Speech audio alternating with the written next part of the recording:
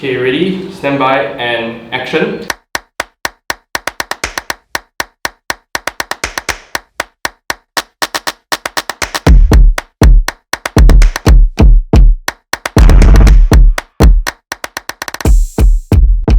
So who's the second limb of PropertyLimBrothers? Oh, just now Adrian, you saw him wearing so specs. he's your brother? Not really brothers, same surname. We've known each other for like see. 17 years. Actually, one of our clients gave us this name. Yeah. So you guys were the Lim brothers of property. yeah. People always ask, do they have to be limbs to join us? So what's your stock answer to that? We say that you have to change your surname. Alright, so we're now going for our CNBC interview with one of the CNBC journalists. They want to talk about the local Singapore property market. We have actually arranged them to kind of see 3 of our properties. First one is $11 million landed at Sunset Height, and then the second one we're bringing them to Dakota Residences, and of course the third one is HDB flat at Pine Close. So we're going to share about what foreigners can buy in Singapore and how's the trend, what's some of the ground feel and stuff like that. And alright, let's go!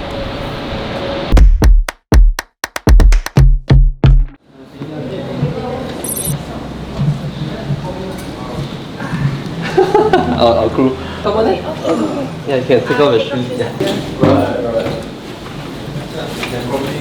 Hi, nice to meet you. Nice to meet you. I'm Eli. Hello.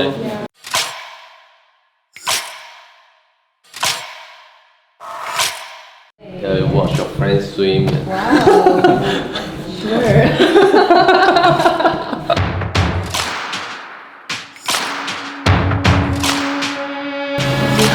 To find out more about the different kinds of properties one can purchase, I'm meeting up with property agent Melvin Lim from Singapore. Hey, no problem. Alright, so this home we're putting up for sale at $11 million. Wow. The owners actually, a couple of years back, they actually built this place from ground up. So this is the final product here. Usually people rebuild because they want to have customized features. Are there any like unique features of Right, this of course, house? this pool is the best. You can fit in a polar bear here. Wow. So in Singapore, if you want to own a landed property, it is reserved for Singaporeans. Foreigners can buy landed properties that are in Sentosa. Alternatively, if you are a permanent resident, you can seek for special approval from Singapore Land Buildings Unit, case-by-case basis. It's also not easy for a landed to be on a higher ground. Yeah, so to have privacy in terms of block view is also quite rare. Usually people can buy off the resale market. Alternatively, if let's say a buyer has a design concept in mind, they want to work with an architect, they usually will buy the older houses. So they're going for the pure land itself. Reconstruction period technically takes about between 1.5 to 2 years, depending on how extensive it is. So what kind of properties can foreigners buy in Singapore? Foreigners in Singapore, they're allowed to purchase condominiums, apartments. They are also allowed to purchase this category called the strata cluster housing home, as long as that is actually in approved condominium development. But Singapore PRs, if let's say they want to buy a HDB property for the public housing, they are allowed to purchase if let's say they are married to a Singaporean or they're married to another Singapore permanent resident. The second criteria is that they will have to fulfill a 3 years PR status before they're allowed to buy a resale HDB property. So usually they will rent, if not they will go straight into the private property segment. Of course, PRs and foreigners, they are subjected to the additional buyer stamp duty for their first purchase. So for permanent residents, their first purchase will be subjected to a 5% additional stamp duty tax on top of the normal buyer stamp duty of 4%. For foreigners, they'll be subjected to a 20% additional buyer stamp duty on top of the 4%. Definitely we saw a drop in the amount of foreign buyers buying residential properties, but overall in the general market, foreigner buyers still account for probably about 4 to 6% in 2019. There was a dip definitely because of the 20%, but the interest is actually still pretty strong. Probably because Singapore is always esteemed to be a very stable country, plus I think our foreign currency because of our exchange rate is also strong as well. You were saying about you started doing Yeah, so 3 years back, we noticed that there were nobody doing videos. There were some agents doing videos but without a human inside. So basically they would just pan, put in some music and stuff. So we started the first wave of having a human in the home. Yeah. Then we realized that actually that will create more impact for the buyers to understand the home better. Yeah. Because we can weave in all the plus points. Yeah. Then we can showcase the home. Plus, it gets more interesting and engaging. Yeah. So basically that's where it all started.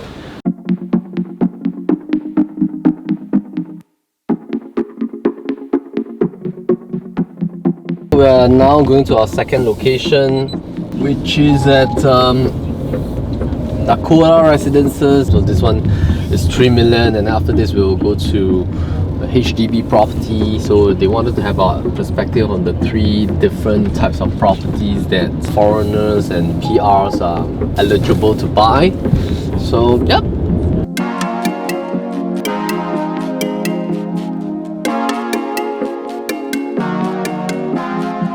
So this house is classified as what property?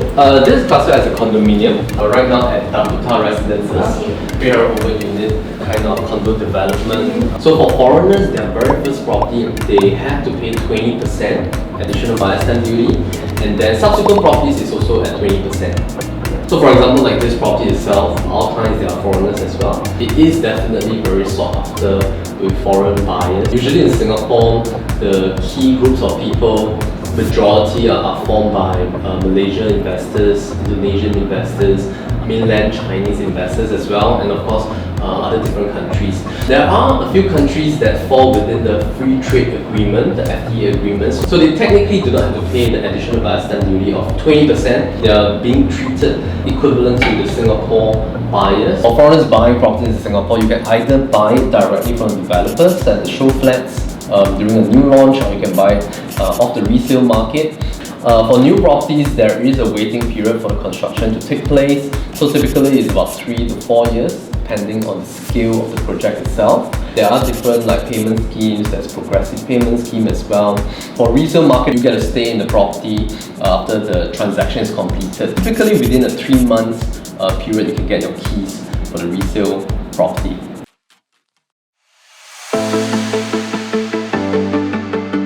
Do you feel like sleeping in the unit? You didn't open the windows. The breeze is great. Oh, you did? It's level 4 now. Okay.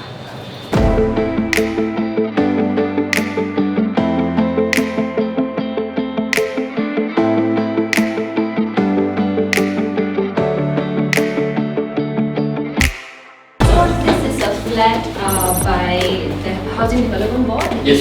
So how much is it? So this HDB apartment is what we call a 5i model, 5-room flat, 110 square meters. The asking price is 868,000. It's about 19 years old. Okay. Yeah, so we're in the part of what we call the Pine Close estate. So it's just right beside the Mountbatten MRT station. Okay, cool. Let's have a chat here. Okay. Alright. What's the difference between a resale and a built-to-order flat? Built to order is a subsidized public housing, so it's eligible for first-time Singaporean buyers that qualifies under the family nucleus. They're typically usually about 30 to 40% cheaper than the pricing in the resale HDB market. The key reason is of course because when you buy a built to order, if you qualify under the scheme, you have to wait probably about 2.5 to 3 years for it to be constructed. You buy a resale market from the secondary market, you can live with it after the completion is done within 3 months. For resale HDB properties, the sellers can only put it up in the market to be sold after they have occupied it for a minimum of 5 years. So that's what we call the minimum occupation period.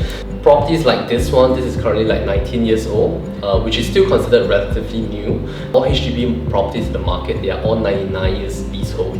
HDB flats meant for Singaporeans. Permanent residents they can buy as well. If let's say they form a nucleus, like either getting married to a Singapore citizen, they can buy.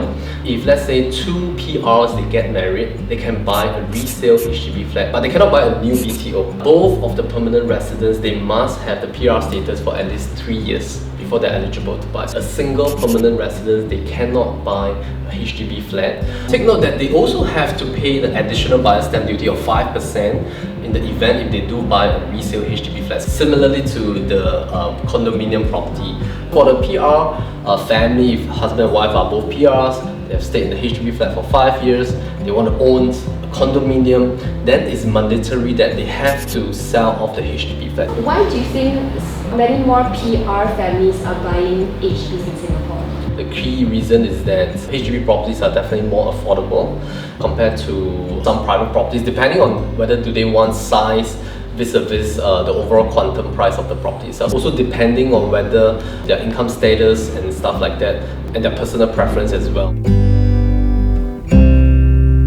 Why are families and PRs actually buying properties in Singapore? Apart from the fact that we are a global hub, foreign currency is strong, interest rates are still considered relatively low. I think one of the few key fundamental reasons is of course for the education system, as well as it's a safe place for the kids to grow up in. Transportation is fantastic. Economically, Singapore is also growing. With the master plan, all the future developments that the government has put in place, I think it's a very, very vibrant city that a lot of foreigners want to look forward to have their kids be grounded here. The fact that Singapore has zero inheritance tax as well is one of the key reasons that probably foreigners want to park their funds here to own property assets here, so that in future they can pass on to their children, in a sense. Singapore is very different because we have very high home ownership rate, which is about 90-odd%. We have a lot of public housing. Public housing is actually like the cushion in terms of the property backdrop for Singaporeans. Because of the fact that when the government launched the BTOs, they are at a subsidized rate. Families, after they bought the BTOs, they waited for 3 years and then they stayed for 5 years. And after 8 years, they can sell it to the resale market. There's usually an upsurge of about 30 to 40% due to the appreciation in the BTOs to the resale property itself. Most of them actually have the ability to upgrade to private properties. In fact, in Singapore, if you look at the statistics, a lot of the private property market demand comes from the HDB upgraders. It's actually a rising trend. Out of the residents here, based on the latest stats, we are seeing like 79% of the... Sorry. 79%. About 79% of residents they stay in public housing, and another 21% they actually stay in private property. And we are seeing a decreasing number in terms of percentage of families staying in HDB properties. Probably because the private property in terms of the condo market is an asset class that local Singaporeans are looking forward to as well. I would say that in terms of the price trend and growth, we are at a different stage in Singapore. The pricing is pretty stable, firstly because of the demand by local Singaporeans. Secondly, I think because we already have a lot of different rounds of cooling measures, which is built into the private property pricing already. Now that the private property market is fairly stable, it also adds a lot of confidence to foreign buyers that they can safely put their funds here to buy property assets. In the event if there's any economic downturn, the government can always release some of the cooling measures in order to beef up the market again. So I think we're in a fairly stable state right now. Usually we advise our clients that your first property for a family, just make sure that your family is happy staying there.